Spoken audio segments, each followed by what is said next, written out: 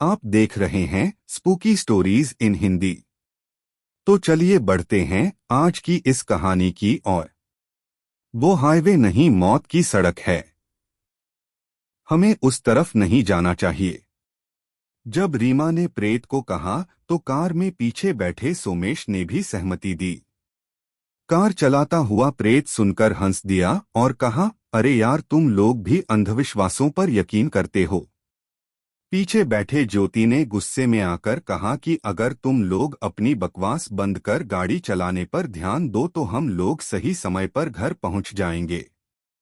रीमा, प्रीत, ज्योति और सोमेश कॉलेज में साथ पढ़ते थे और अपने घर वालों से किसी दोस्त की शादी में जाने का बहाना कर बेंगलोर से उठी घूमने चले गए थे।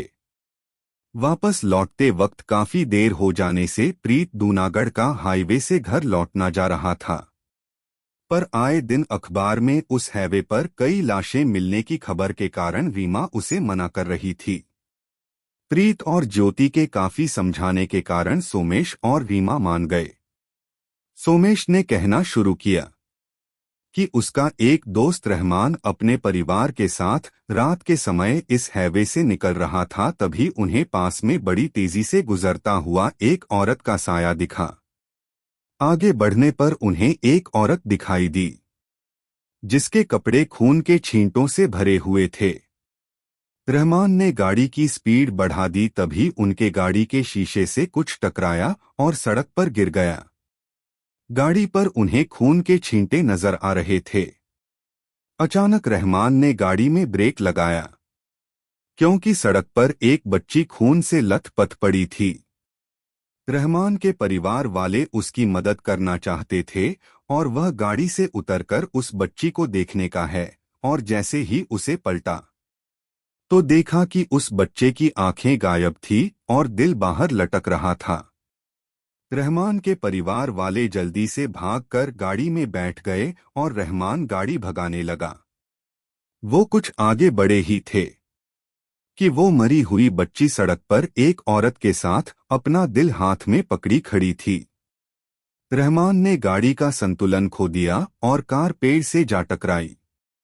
सुबह जब रहमान की आंखें खुली तो वो अस्पताल में था और उसका पूरा परिवार गायब था। करीब 2 दिन बाद हाईवे से सटे जंगल में उन लोगों की आंधी खाई हुई लाश मिली। तब से रहमान इस हाईवे से नहीं गुजरा। ये सुनकर रीमा की हालत और खराब हो गई। प्रीत ने सोमेश को सब कुछ डराने के लिए डांट लगाई। उनकी गाड़ी उस हाईवे पर आ चुके थे। कार पूरी रफ्तार से आगे बढ़ रहे थे। साथ ही रीमा और सोमेश की दिल की धड़कनें भी। कुछ देर बाद आवाज के साथ कार का टायर पंक्चर हो गया। प्रीत नीचे उतरकर देख रहा था। तभी सामने से गहनों से सजी एक बहुत सुंदर सी औरत आती दिखी। प्रीत ने सोचा कोई औरत रास्ता भटक गई है तो उससे बात करने पहुंचा। औरत से पूछने पर पता चला कि वो पास के गांव की है और आज उसकी शादी थी। पर उसे लड़का पसंद नहीं था, इसलिए वो घर से भाग गई। उसने प्रीत से पूछा, आपकी शादी हो गई? प्रीत ने सोचा ऐसी खूबसूरत लड़की फिर कहाँ मिलेंगे। प्रीत ने मौके का फायदा उठाना चाहा और बोला, आपके जैसी कोई सुंदर लड़की मिली ही नहीं। इस पर उस औरत ने कहा, अगर आप मुझसे शादी करना चाहते हैं तो मेरे साथ मेरे गांव चलिए। प्रीत उसकी खूबसूरती और बातों में ऐसे खोया हुआ था कि उसे यह भी आभास नहीं हुआ कि उसके दोस्त कार के इंतजार में खड़े हैं। प्रीत उस औरत के पीछे पीछे जंगल में चला गया। कुछ देर चलने के बाद वो औरत गायब हो गई और प्रीत को झाड़ियों में से किसी के कुराने की आवाज सुनाई देने लगी। जैसे ही वह भागने के लिए मुड़ा तभी उसे किसी ने झाड़ी में खींच लिया और पूरा जंगल प्रेत की चीखों से गूंज उठा। गाड़ी में बैठे दोस्त गप से प्रेत का इंतजार कर रहे थे, तभी उन्हें प्रेत की चीख सुनाई दी। तीनों दोस्त कार से बाहर निकलकर प्रेत को खोजने लगे। अभी वो तीनों बाहर निकलकर खोज ही रहे थे, तभी रीमा पर खून की कुछ बूंदें गिरी। जैसे ये रीमा ने ऊपर देखा तो ऊपर पेड़ पर प्रेत की लाश थी। एक मोटे डाल पर एक डरावना सजीव उसकी लाश को खा रहा था। रीमा की चीख निकल गई और शायद वो जीव भी चौंक गया।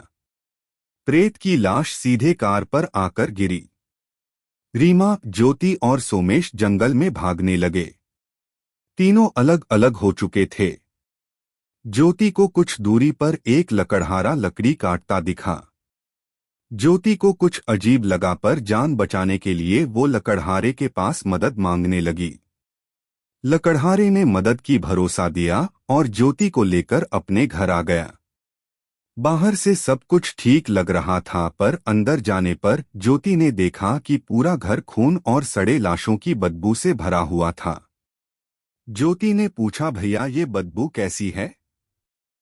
तो लकड़हारे ने कहा कि 2 दिन पहले एक तेंदुए ने आकर घर के पीछे एक कुत्ते को मार डाला है, उसी की बदबू है। ज्योति ने नहाकर लकड़हारे का बनाया हुआ खाना खाया। खाने में मांस था। ज्योति खा रहे थे, पर मांस का स्वाद कुछ अजीब था। खाने के बाद ज्योति सोनी चली गई। आंधी रात को अचानक कुछ आवाजें सुनकर उसकी नींद खुली तो उसने खुद को बंधा पाया। चारों तरफ शरीर के कटे फटे अंग पड़े हुए थे और पास में लकड़हारा अपने हथियार का धार तेज कर रहा था। लकड़हारा ज्योति को देखकर मुस्कुरा रहा था और तभी अचानक से उसने वार किया और ज्योति का दिल उसके हाथ में था। ज्योति तड़पकर मर गई। लकड़हारा ज्योति के दिल को बड़े प्यार से खा रहा था। इधर सोमेश जंगल में भागा जा रहा था। उसे औरतों के खिलखिलाने की आवाज सुनाई पड़ी। सोमेश उस तरफ गया और पेड़ की ओर से झांक कर देखा तो वहां गई खूबसूरत औरतें। तालाब में अटखेलियां कर रहे थे, खूबसूरत ऐसी जैसे सीधा स्वर्ग की अप्सरा हूं। सोमेश देख ही रहा था, तभी उनमें से एक ने अपना चेहरा ऊपर कर ऐसे कुछ दूसरे को इशारा किया। उस औरत ने सभी औरतों को कुछ इशारा किया तो सभी औरतें तालाब से बाहर आ गई। जब तक सोमेश कुछ समझ पाता, वो सारी औरतें उसके सामने आ गई। सारी औरतें अब आदमखोर शैतान में तब्दील हो गई और सोमेश पर टूट पड़ी। जंगल में फिर सोमेश जी गूंज उठा। रीमा भागते भागते थक चुकी थी, लेकिन उसने सड़क नहीं छोड़ी। वो रोड पर ही भागती रही। तभी अचानक सामने से उसे एक गाड़ी की हेडलाइट नजर आई। जब उसने ध्यान से देखा तो पता चला कि वो एक पुलिस वैन थी। और इस तरह से उस रात बस रीमा की ही जान बच पाई, मगर उसके तीनों दोस्त उस रात मारे गए। आज भी धूना घर के हैवे का रहस्य बरकरार है। दोस्तों, ये थी आज की कहानी। अगर आपको ये कहानी पसंद आई हो तो वीडियो को लाइक और चैनल को सब्सक्राइब कर दें। तो चलिए बढ़ते हैं आज की दूसरी कहानी की ओर। दिनेश और आर्यन दोनों एक नंबर के बदतमीज और बदतमीज लड़के हैं।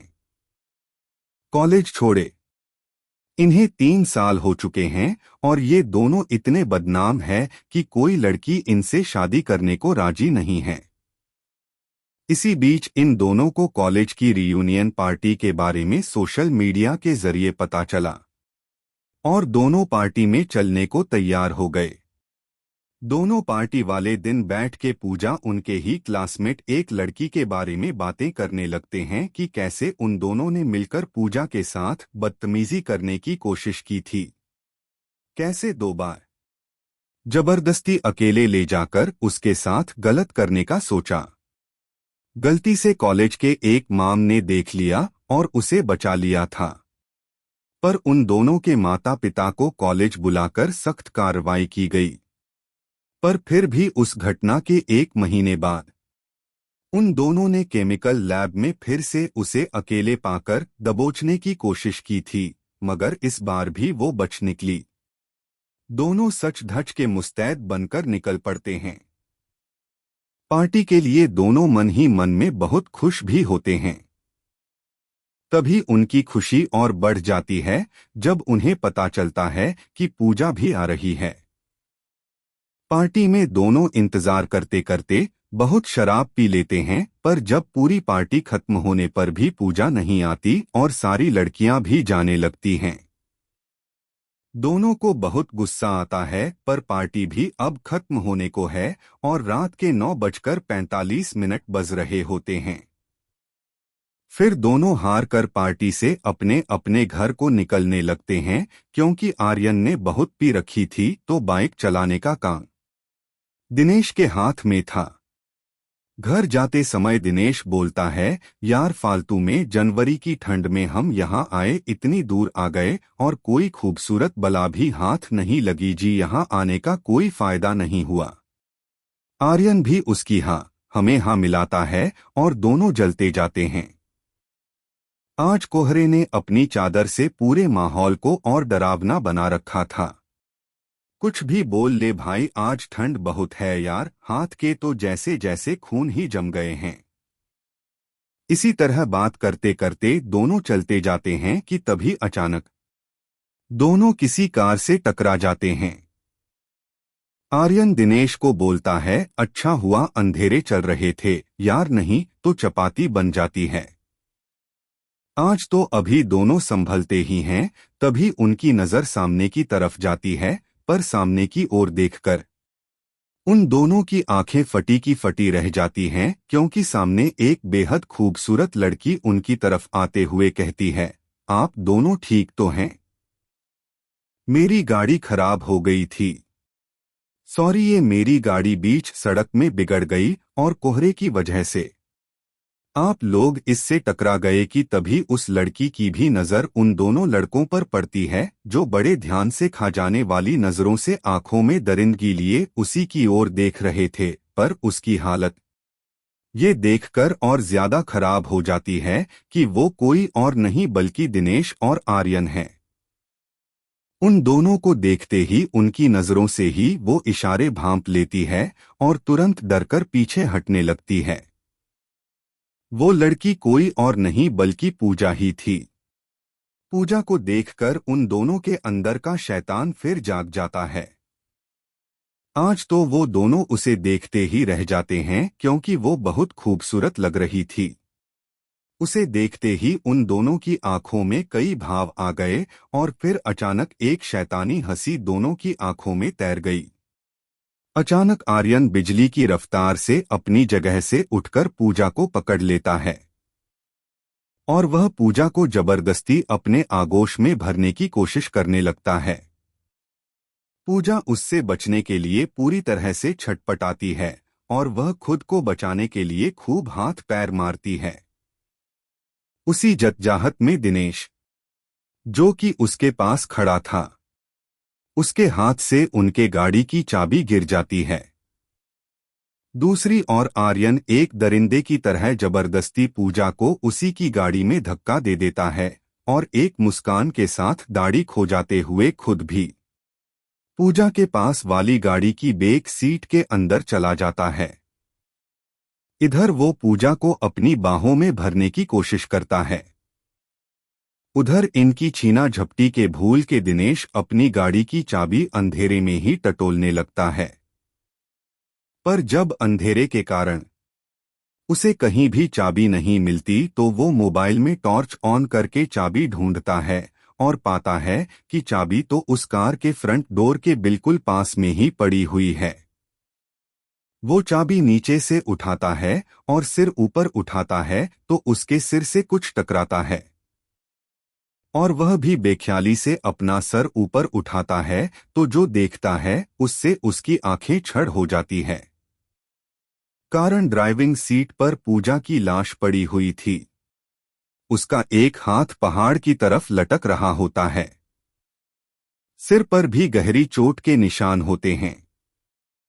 ये खौफनाक दृश्य देखकर अचानक वो पसीने से पूरा भीग जाता है, पर जब वो बड़ी हिम्मत करके कार के पीछे वाली सीट पर देखता है तो उसकी सांस ही अटक जाती है, क्योंकि पूरी सीट पर खून ही खून था और आर्यन का सर उसके धड़ से अलग एक साइड पर पड़ा हुआ था। ये नजारा देखकर उसके हाथ पांव चढ़ हो जाते हैं। सांस ऊपर की ऊपर और नीचे की नीचे रह जाती है कि तभी उसके बिल्कुल सामने खड़ी पूजा रहस्यमयी ढंग से मुस्कुराती है और कुछ सेकंड बाद पूरी शादियों दिनेश के बहुत ही भयानक चीख से गूंज उठती है और फिर कुछ देर के बाद उसकी भी वही दशा होती है। कुछ देर पहले उसने आर्यन का देखा था। तो दोस्तों, ये थी आज की कहानी।